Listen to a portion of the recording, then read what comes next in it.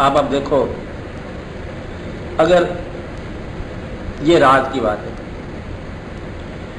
یا تو کوئی ایک خواہش، چلو خواہش ہی تھی، ایک خواہش ایسی لوکیٹ کر لو اپنے اندر، خواہش آپ کی لوکیٹ بھی آپ نے کیا، جو اگر وہ پوری فرما دے تو پھر اس کے بعد ہر خواہش حرام ہو جائے. اور تو پھر ہم کہتے ہیں کہ اس خواہش کو سکون قلب سے متعلق کر سکتے ہیں ہم کہ یہ میری خواہش ہے آخری اور پہلی اور انتہائی اور ابتدائی، یہ پوری ہو جائے تو مجھے سکون قلب مل جائے گا. اگر آپ وہ خواہش دریافت کر لو تو پوری نہ ہو تب بھی سکون قلب مل جائے گا.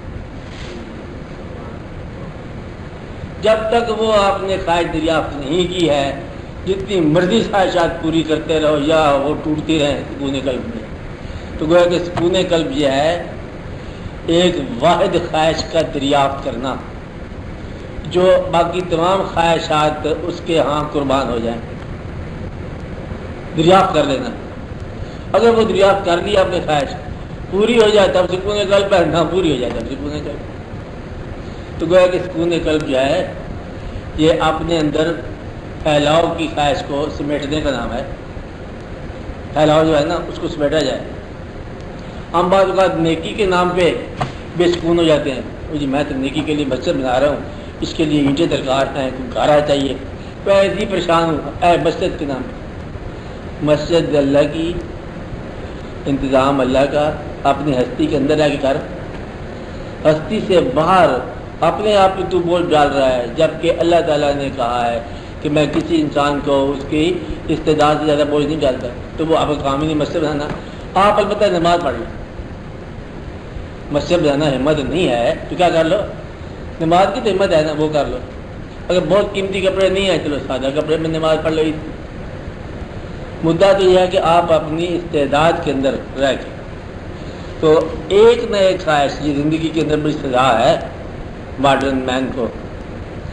اس کو جب بھی مارا اس کی خواہشات نے مارا، خواہشات کی چابکوں نے مارا. اپنے اندر یہ ایک ہنٹر بنا لیتا ہے، چابک نکال لیتا ہے، پھر اپنے نفس کو کہتا ہے مار مجھے، وہ نفس اس خواہش سے مارتا رہتا ہے نیکی کے نام پر. کس کے نام پر؟ بری تو خیر عام آدمی کو پتہ نہیں ہوتا کہ بری کیا چیز ہے.